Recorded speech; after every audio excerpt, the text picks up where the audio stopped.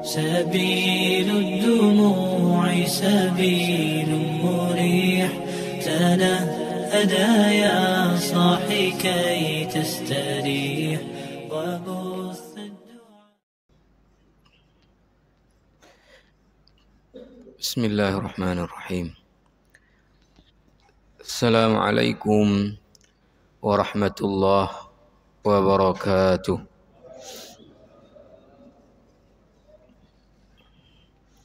الحمد لله رب العالمين، والصلاة والسلام على سيد المرسلين نبينا محمد وعلى آله وأصحابه أجمعين. أما بعد، أوصيني وإياكم جميعا بتقوى الله. اتقوا الله حق تقاته ولا تموتن إلا وأنتم مسلمون. Hadirin hadirat sidang jamaah salat maghrib yang dimuliakan Allah. Alhamdulillah atas nikmat, rahmat, taufik dan hidayah Allah, kita baru saja dapat menunaikan solat fardu maghrib kita di awal waktu secara berjamaah di rumah Allah yang mulia ini. Alhamdulillah, setelah selesai salat kita masih ada waktu, ada kesempatan untuk kita duduk di dalam majlis ilmu syariah sambil kita menunggu waktu fardu isya yang nanti juga kita tunaikan di awal waktu secara berjamaah. Dan mari kita niat juga i'tikaf di rumah Allah Subhanahu wa taala. Para jamaah yang mulia, kembali kepada kajian kita tentang hadis yang secara susunan di hadis-hadis induk adalah hadis yang kedua. Di dalam kajian kita angkat sebagai hadis yang ketiga yang masyhur dengan istilah hadis Jibril. Dan yang lalu kita sudah membahas apa yang dijelaskan oleh Syekh Shalih Al-Utsaimin di penjelasan hadis-hadis yang dikumpulkan oleh Al-Imam An-Nawawi dengan kitabnya Al-Arba'un An-Nawawiyah. Dan yang sudah kita bahas yang lalu adalah tentang jawaban Nabi kepada Jibril ketika ditanya tentang iman. Akhbirni anil iman. Yang sudah kita bahas adalah yang pertama, antu'mina billah. Itu sudah kita bahas. Sekarang kita sambung kepada lanjutan apa yang dikatakan oleh Nabi kepada Jibril atas permintaannya untuk memberitahunya tentang iman. Lanjutannya adalah wa qauluhu sallallahu alaihi wasallam wa malaikatihi an tu'mina billah wa malaikatihi. Disebutkan di sini dalam penjelasan oleh Syekh Shalih Al-Utsaimin, bada'a bil malaikati qabla ar-rusuli wal kutubi li'annahum alamun ghaibiyun, amma ar-rusulu wal kutubu fa'alamun mahsusun. Ini analisis Syekh Shalih Al-Utsaimin. Kenapa setelah Allah disebut para malaikat, beriman kepada para malaikat, mendahului beriman kepada kitab-kitab Allah dan Rasul-Rasul Allah. Karena kata Syekh Shalih Al-Utsaimin, karena malaikat ini adalah alam gaib, sementara kitab-kitab dan Rasul adalah alam yang bisa diindra, alamun mahsus, bisa diindra. Sementara malaikat adalah alamnya tidak bisa diindra. Maka kata beliau, fal malaikatu la yadhharuna bil hissi illa bi idznillah azza wa jalla. Malaikat tidak bisa diindra kecuali dengan izin Allah. Dalam hadis ini kan para sahabat tengok Jibril dalam bentuk seorang laki-laki, itu karena sudah ada izin daripada Allah. Wa qad khalaqallahu al-malaikata min nurin kama thabata 'anin nabi sallallahu alaihi wasallam. Malaikat diciptakan oleh Allah dari nur, sebagaimana di dalam hadis sahih Muslim. Wa hum la yahtajuna ila aklin wa syurbin. Wa lihadza qila innahum sanamun aisa lahum ajwaf. Malaikat ndak butuh makan, ndak butuh minum. Karena mereka itu, ini kata Syekh Shalih Al-Utsaimin, tidak ada perut. Laisa lahum ajwaf, tidak ada lambungnya. Fala yahtajuna ila aklin wala syurbin, maka tidak butuh kepada makan dan minum. Fanu'minu anna hunaka alaman ghaibiyan humul malaikah.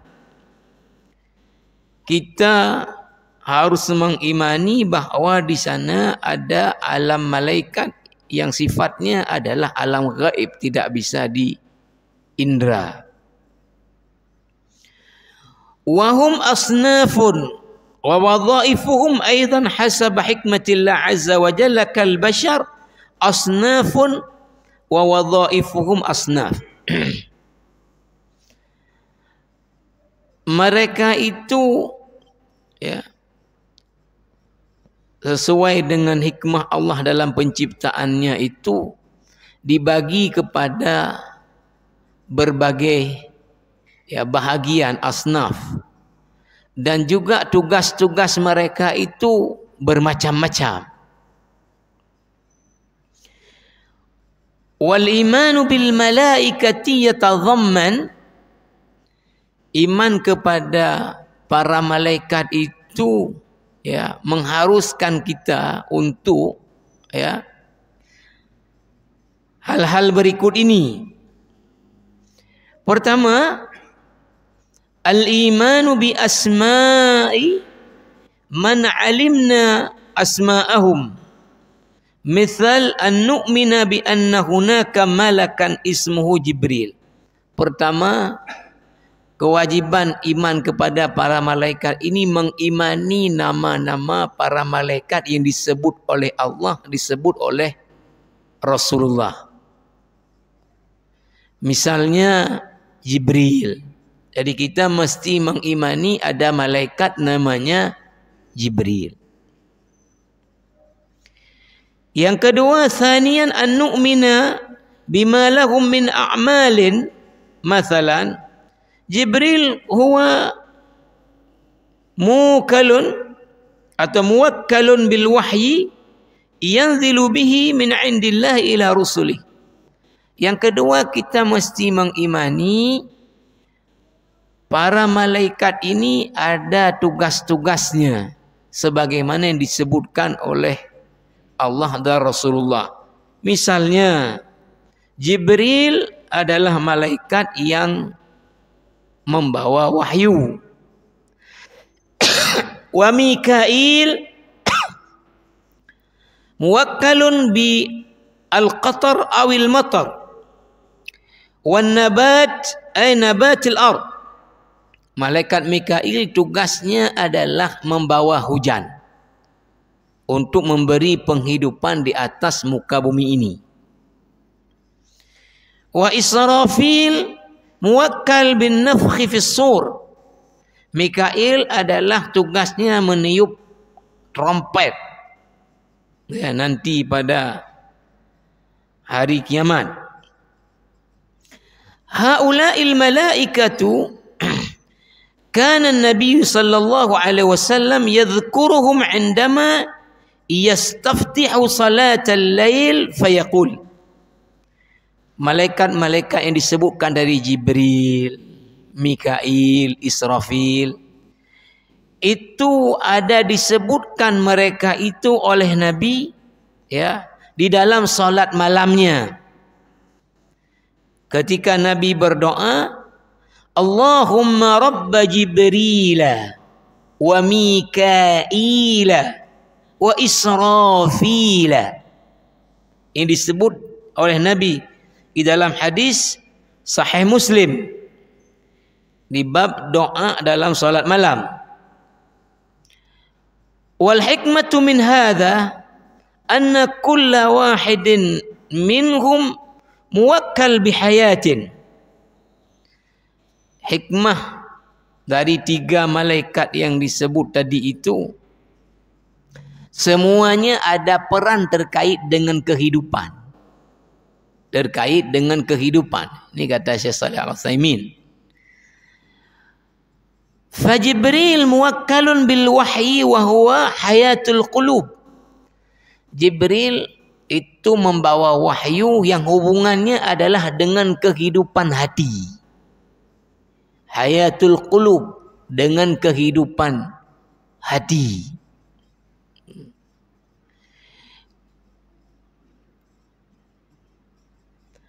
Wa Mikail muwakkal bil qatar wan nabat wa huwa hayatul ard. Mikail adalah yang membawa hujan yang hubungannya adalah dengan kehidupan di dunia. Wa Israfil muwakkal bin nafkhi fis sur wa huwa hayatun nas al hayah al abadiyah. Israfil tadi meniup trompet ya, yang merupakan itu ya perpindahan untuk kehidupan yang abadi selama-lamanya.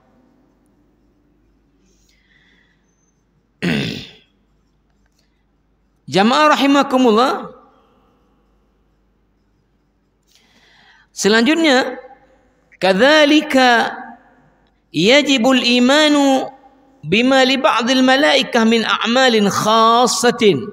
Famathalan hunaka malaikatun wadhaifuhum an yaktubu a'mal al-ibad. Begitu juga harus diimani bahwa sebahagian para malaikat ada diberi tugas-tugas khusus oleh Allah. Contohnya, ada malaikat yang tugasnya menulis amal-amal perbuatan manusia.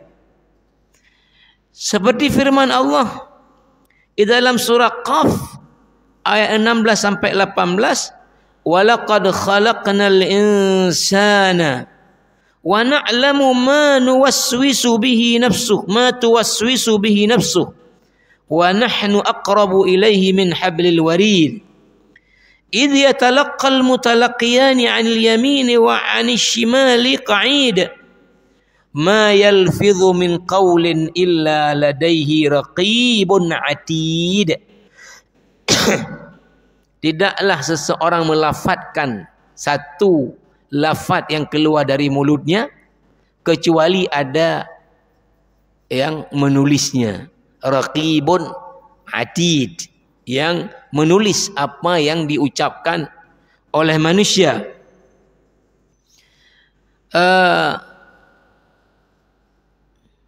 Di dalam ayat yang lain, kalla bal tukadzibuna biddin, dalam surah Al-Infitar. bahkan kalian mendustai hari pembalasan. Wa inna alaikum lahafizin. Sungguh kalian itu ada yang jaga, ada yang mengawasi, mengontrol. Siapa? Kiraman katibin, yaitu malaikat kiraman katibin. Ya'lamuna ma taf'alun, mereka tahu apa yang kalian kerjakan. Yaktubuna kulla qawlin yaquluhu al-insan, menulis segala sesuatu yang diucapkan oleh manusia. Wa dhahirul ayatil karimah annahum yaktubuna ma lil insani wa ma alayhi wa ma laysa lahu wa la alayhi. Berdasarkan ayat tadi secara bahasa dipahami bahwa apapun yang diucapkan manusia itu ditulis semua. Baik itu yang diucapkan yang baik dapat pahala, atau diucapkan yang buruk dapat dosa, atau yang mubah. Atau yang mubah enggak ada apa-apa, tapi tetap berdasarkan tadi min qaulin, apapun yang diucapkan ditulis. Tapi kata Syekh Shalih Al-Utsaimin apa? Wa wajhu kauni hadza huwa adh-dhahir anna qawlahu 'azza wa jalla min qawlin nakirah fi siyaqin nafyi muakkadah bimin fatufidul umum lakin ma laysa lahu wa la alayhi la yuhasab alayhi wa innama yuqal innahu fatahu khairun katsir. Bahwa setiap apa yang diucapkan manusia ditulis. Nah, terkait dengan yang mubah itu tetap ditulis tapi tidak akan dihisab nanti. Ya, tetap akan ditulis tapi tidak akan dihisab. Nah, paling tidak bahwa nanti kata Syekh Shalih Al-Utsaimin ini bahwa manusia artinya ya yang mubah tadi sesungguhnya bisa diganti dengan sesuatu yang bernilai.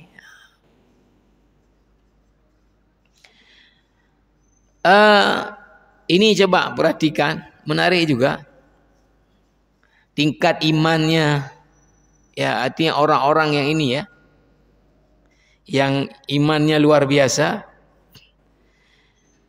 Wa dzukira anna rajulan dakhala 'ala al-Imam Ahmad ibn Hanbal rahimahullahu taala, faqihul muhadditsin wa muhadditsul fuqaha wa imam ahli sunnah.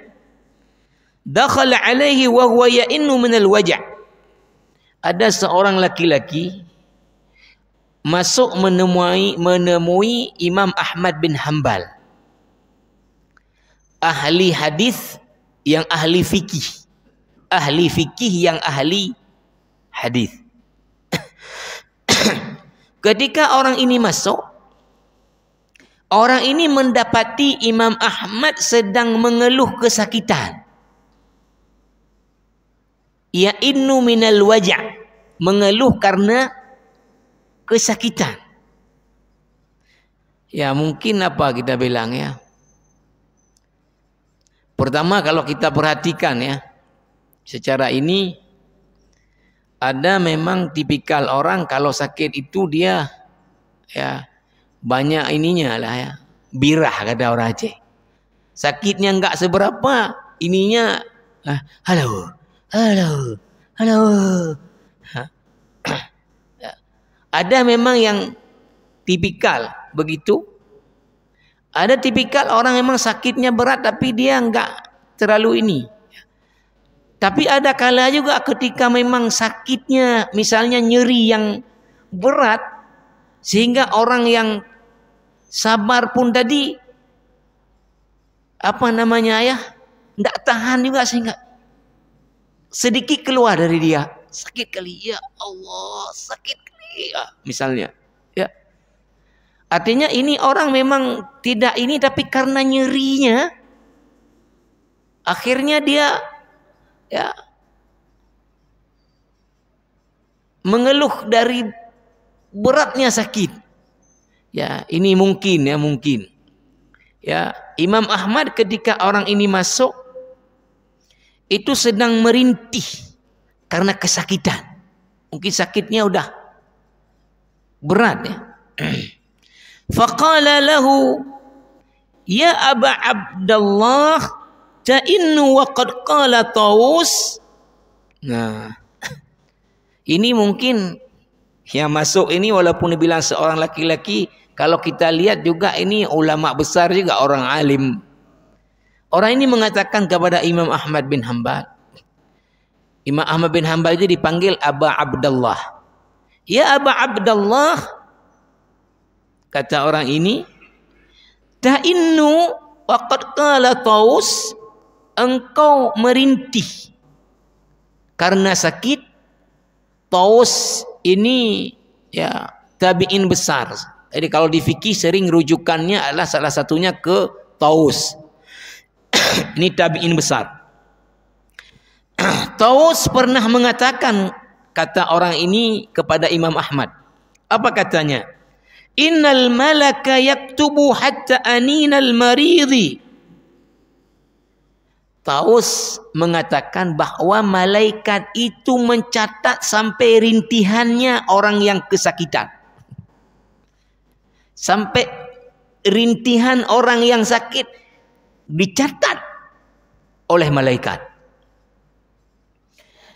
Fa'amsaka al-Imam Ahmad rahimahullahu ta'ala 'anil anini.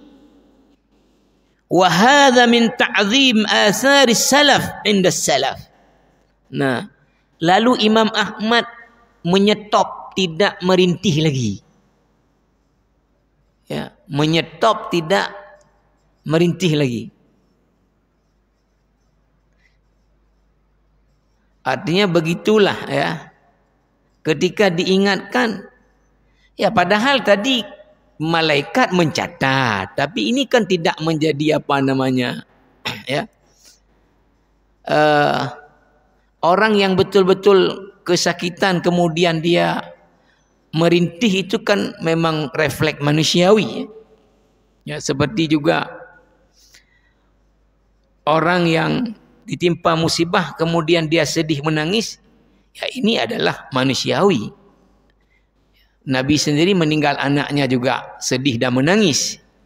Sementara yang dilarang ketika orang meninggal itu adalah menangis yang dengan suara yang menunjukkan ekspresi tidak ridho. Ini namanya an-naihah, ya. Itu yang dilarang. Bahwa orang ketika ada orang dekatnya meninggal kemudian dia sedih, ini adalah ya manusiawi, ya. Tapi begitulah Imam Ahmad ketika diingatkan, yang bilang bukan Rasulullah, Taus. Taus tadi apa namanya, memahami pada ayat tadi min qaulin, apapun perkataan, padahal merintih itu kan bukan kata-kata, cuma ada berat sekali. Tapi atas nasihat ini Imam Ahmad langsung stop, enggak merintih lagi.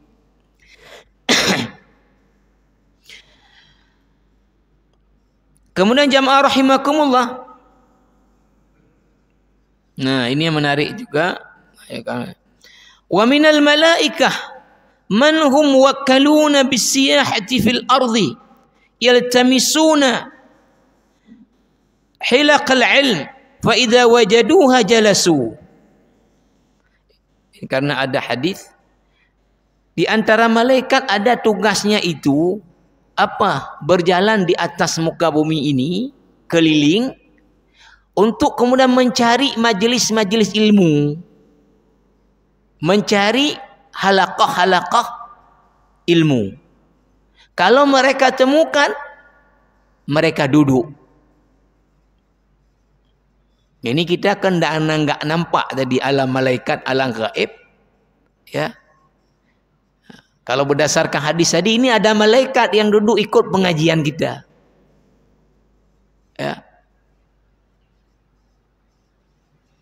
Jadi ada malaikat yang tugasnya berjalan di atas muka bumi ini keliling cari halaqah Ya, hilaq jamak daripada halaqah. Halaqah ilmu. Idza wajaduha jalasu. Kalau menemukan majlis-majlis ilmu itu mereka ikut duduk.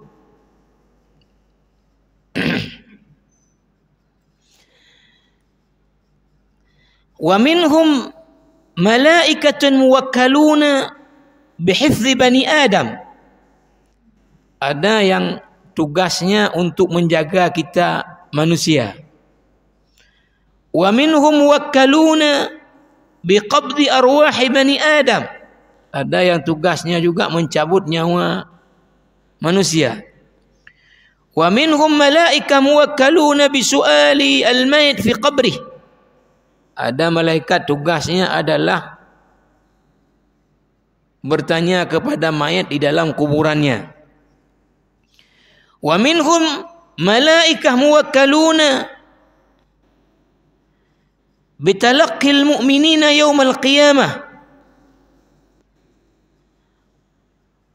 Ada juga para malaikat nanti hari kiamat untuk kemudian ditugaskan menemui orang-orang mukmin di hari kiamat nanti. Wa minhum malaikah muwakkaluna bi tahiyyati ahli al-jannah kama qala ta'ala fi kitabih. Wal malaikatu yadkhuluna 'alaihi min kulli bab salamun 'alaikum bima sabartum.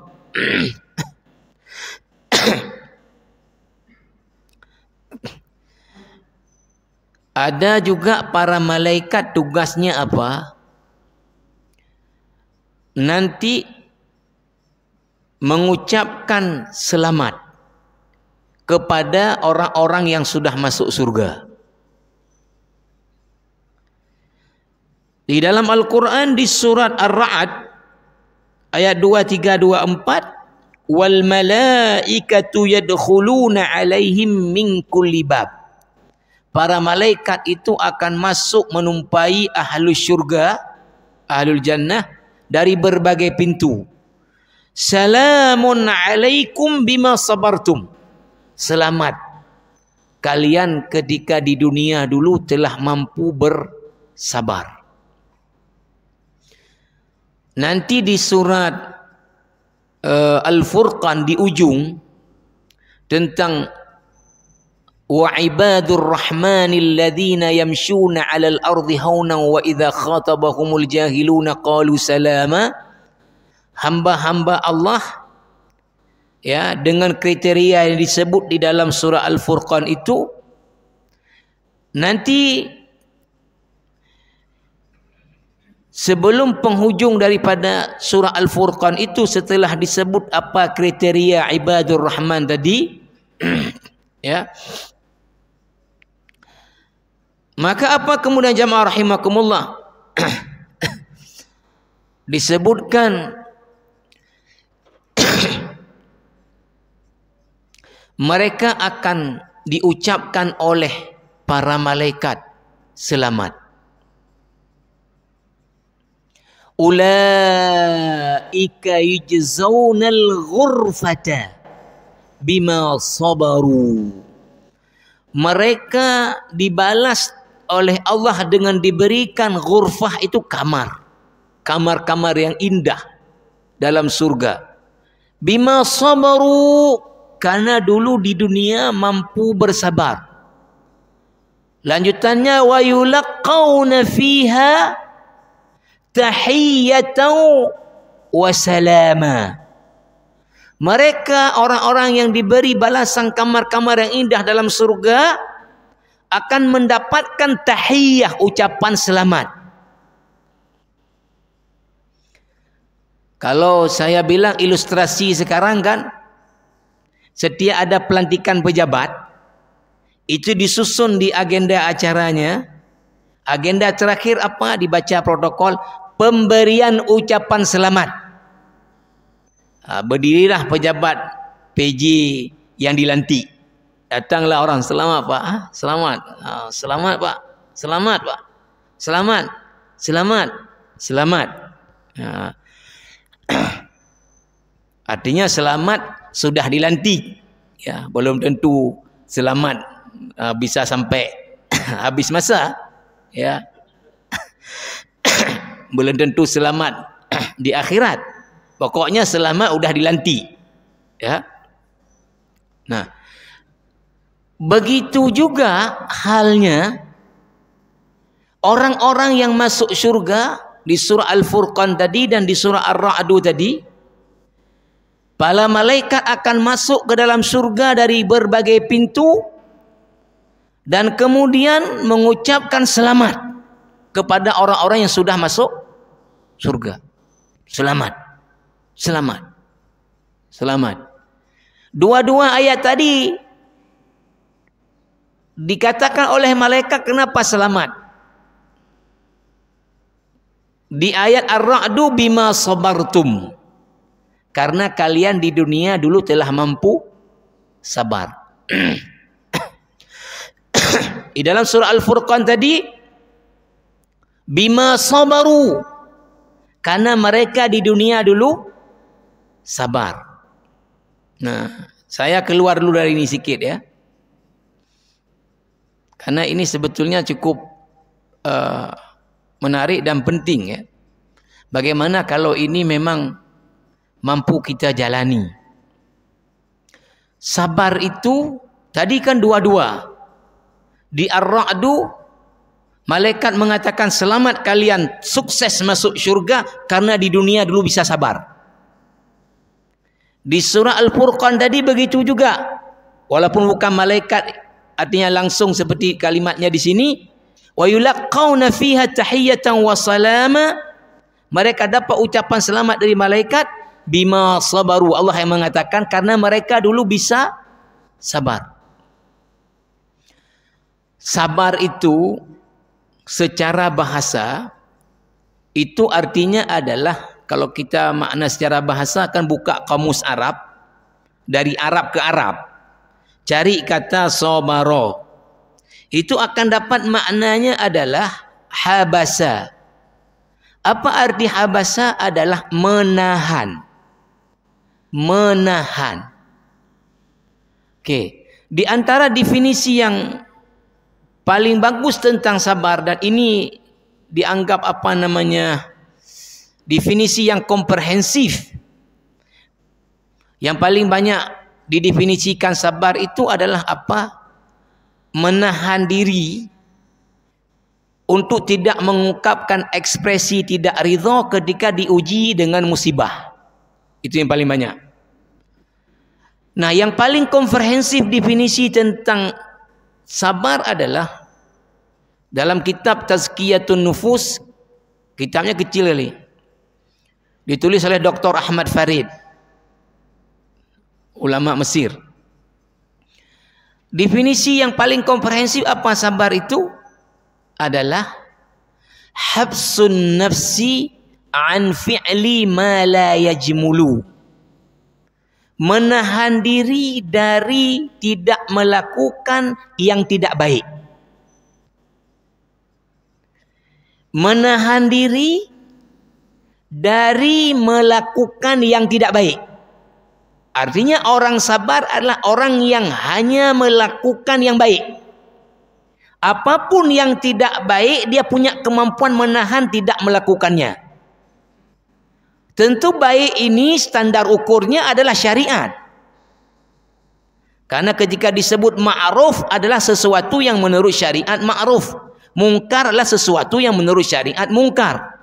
Jangan pakai otak manusia, apalagi pakai misalnya pandangan barat.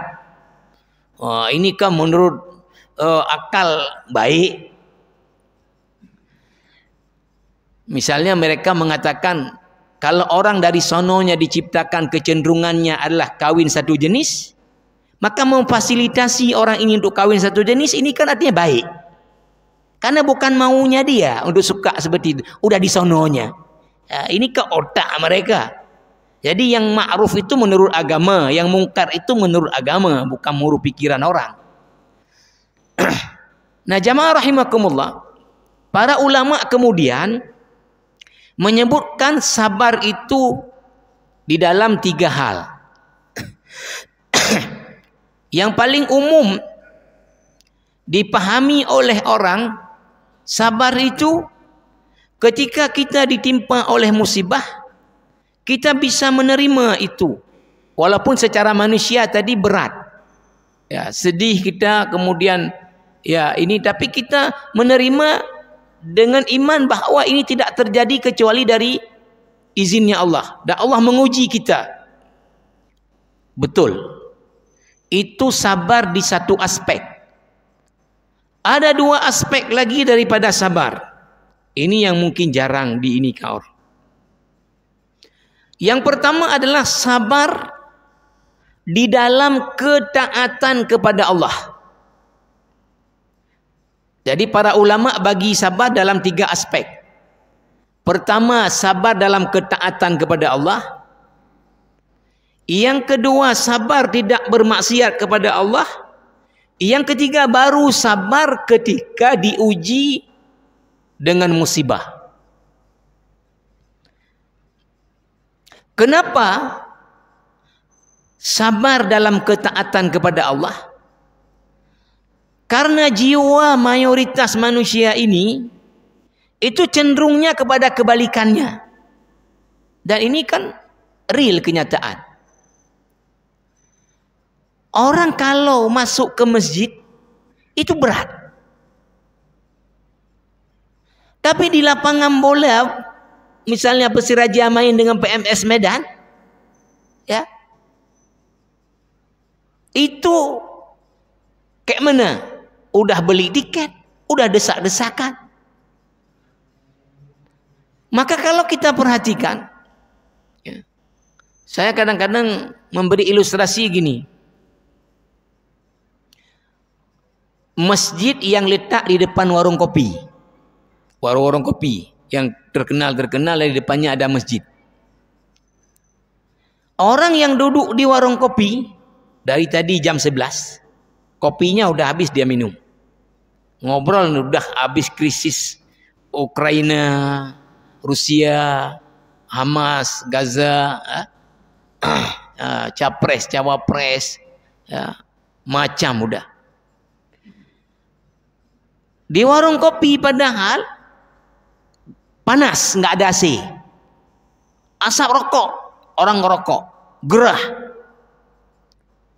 Ketika azan, sama yang punya kedai ini, dia tarik ininya, rolling door. Karena menghormati. Duduk di dalam lebih panas lagi karena ada lagi udara. Tetapi apa yang terjadi ketika solat berlangsung, orang masih duduk di tempat yang sama ini belum pindah. Padahal kalau dia ke masjid, dari wudhu, dari panas tadi udah dibantu dingin dengan air wudhu.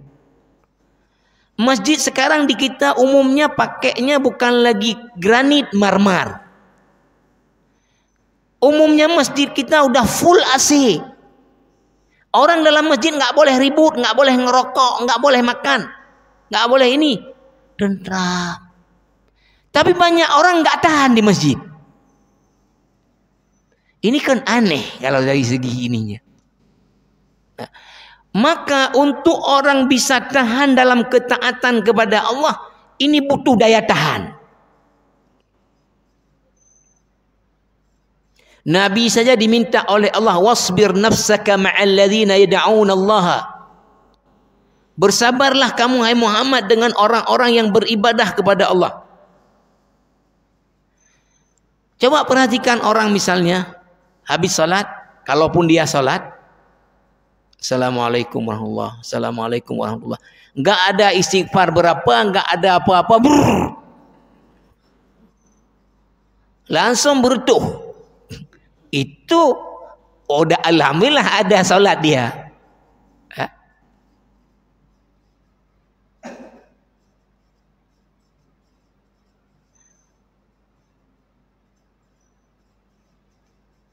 Ini jamaah rahimakumullah. Jadi untuk orang bisa membawa diri dalam ketaatan kepada Allah, dalam ibadah kepada Allah, butuh daya tahan karena tarikan jiwa ke yang lain.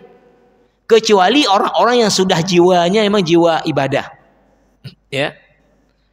Orang yang sudah memang ahlul masjid, itu kalau nggak sholat di masjid tidak nyaman. Orang yang sudah selalu tahajud, tertidur enggak tahajud dah enggak nyaman. Orang yang selalu baca Quran enggak sempat baca Quran karena ada kesibukan, sudah hilang kenyamanan. Tapi secara mayoritas tadi yang kita sebut, tarikannya adalah kebalikannya. Yang kedua adalah sabar dalam arti menahan diri tadi, tidak bermaksiat kepada Allah. Ini juga bukan perkara mudah. Karena dalam setiap jiwa orang telah Allah taruh apa? Hubbus syahawat. Jadi untuk bisa menahan syahwat kita itu, tidak kita salurkan kalau itu bertentangan dengan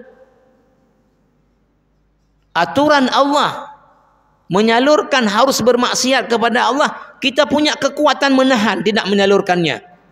Inilah namanya sabar, tidak bermaksiat kepada Allah.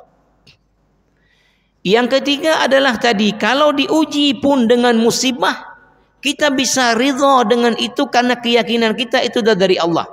Maka kalau seseorang dalam hidupnya dia bisa tahan dalam ketaatan kepada Allah, tahan tidak ada bermaksiat kepada Allah, diuji dengan bentuk apapun dia sabar dengan itu, dia bisa terima, selesailah urusan. Selesai urusannya. Maka tadi malaikat yang masuk ke dalam surga mengucapkan selamat, kamu mampu sabar ketika di dunia. Kalau wilayah kita jabarkan kan, selamat kamu ditawari jabatan tapi disuruh bayar, kamu nggak mau bayar, lebih baik nggak usah ada jabatan. Selamat kamu sabar. Selamat kamu ditawari jadi PJ tapi harus bayar sekian, kamu nggak mau kan, nggak usah jadi PJ kalau bayar-bayarkan. Selamat. Selamat. Selamat kamu ya, satu profesi dengan temanmu itu tapi kamu nggak mau main sogok-sogok. Walaupun teman kamu mobilnya mewah, kamu mobil buruk-buruk pun oke lah. Sabar kamu, selamat, sabar. Selamat kamu. Ya, ketika orang-orang ya di warung kopi tapi kamu ke masjid, sabar. Nah, ini jamaah rahimakumullah. Jadi tadi di antara para malaikat ada yang ditugaskan oleh Allah, kerjanya apa? Masuk ke dalam surga, mengucapkan selamat kepada orang-orang yang sudah sukses masuk ke surga. Kenapa bisa masuk surga? Karena dulu bisa sabar. Sabar dalam 3 hal tadi. Sabar dalam ketaatan kepada Allah, sabar tidak bermaksiat kepada Allah, diuji pun sabar. Ini kemudian jamaah rahimakumullah.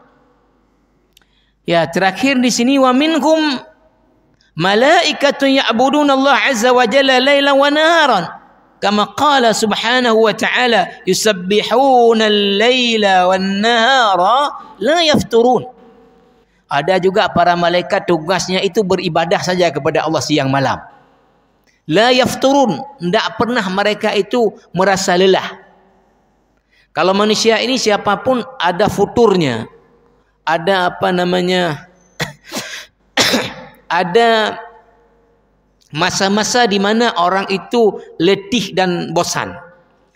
Maka para ulama biasanya melakukannya apa? Berpindah dari satu ibadah ke ibadah lain. Kita kalau terus baca Quran kan ada masanya juga, kemudian lelah dan ya bosanlah secara manusia. Ya. Kalau kita terus mengkaji kitab, ada masanya juga. Nah, ini masa seperti ini namanya futur. Ya, futur. Maka kata para ulama, bagaimana caranya dia beralih? Ya. Udah futur membaca Quran, salat. Ya. Salat sunat. Udah beberapa salat ini zikir. Udah beberapa itu baca kitab. Nah, jadi berpindah dari satu ibadah ke ibadah lain ketika ada futurnya, ya, sehingga waktu semuanya terisi dengan ibadah. Tapi di sini dalam surat Al-Anbiya ayat 20 disebutkan ada para malaikat itu tidak ada futurnya, ya, beribadah kepada Allah ya siang dan malam. Ini jamaah rahimakumullah.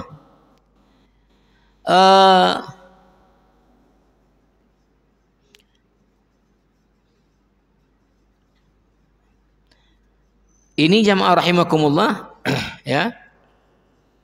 Insyaallah kita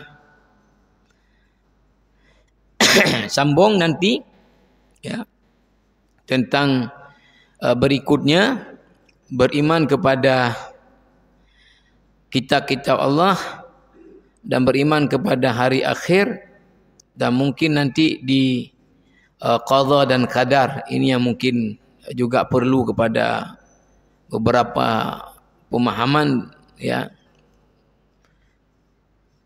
Ya, karena kita waktu sudah ya, sampai, insyaallah nanti kita sambung kembali. Saya tutup atau ada mungkin sedikit waktu dah ini belum? Belum. Sudah ya? 2 menit lagi ya? Ya, silakan. Ya.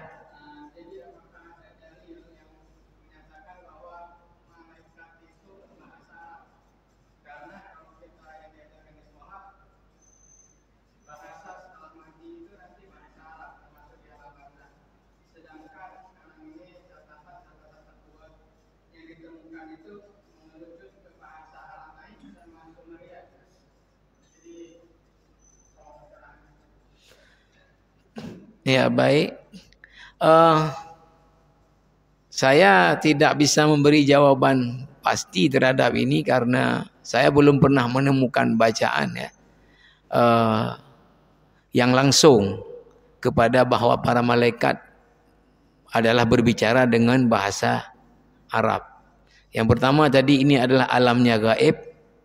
Ya, yang kita tahu tentu apa yang kita diberitahu oleh Allah dan Rasulullah dengan hadisnya yang sahih. Ya. Karena kalau kita umpama, ini kan umpama, kalau Quran, ya itu ulama di kajian ulumul Quran sepakat bahwa Quran itu adalah kalamnya Allah. Ya. Bukan kalamnya Jibril, apalagi Nabi Muhammad.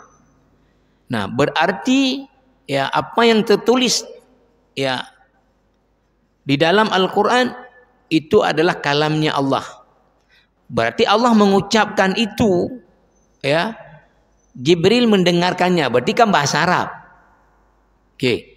Ketika kemudian kitab-kitab yang lain, suhuf-suhuf yang lain kan bukan bahasa Arab.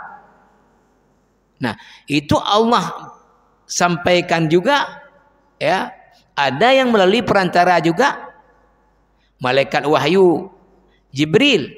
Nah, jadi kalau kita melihat ke situ umpama ya berarti bukan bahasa Arab saja, tapi ini saya juga belum temukan ya.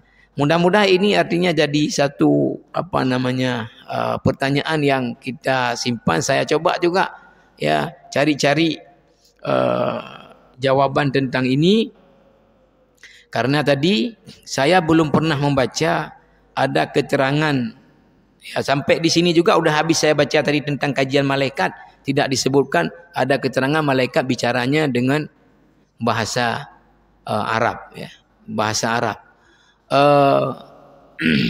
Nah, seperti tadi disebutkan, saya tidak, sepertinya bukan di hadis, wallahu alam juga ya. Ketika kami belajar bahasa Arab, salah satu keistimewaan bahasa Arab itu selain dia bahasa Quran, juga ini bahasanya ahli surga nanti. Ya, bahasanya ahli surga. Nah, tapi saya tidak tahu apakah bahasa ahli surga bahasa Arab ini berdasarkan keterangan dalil apa gitu ya. Tapi dalam belajar bahasa Arab disebutkan di antara kelebihan bahasa Arab itu selain bahasa Al-Quran juga nanti menjadi bahasanya penduduk surga. Tapi itu dasarnya apa saya lupa juga, itu apakah hadis ya. Jadi itu dulu saya tidak bisa beri jawaban ini yang konkret tentang ini karena saya belum pernah temukan bacaan ya. Temukan bacaan. InsyaAllah saya coba cari kalau memang bisa ada ya. Ini nanti insyaAllah kita sampaikan ya, karena waktu kita. Saya tutup. Subhanakallah bihamdika asyhadu an la ilaha illa anta astaghfiruka wa atubu ilaik. Assalamualaikum warahmatullahi wabarakatuh.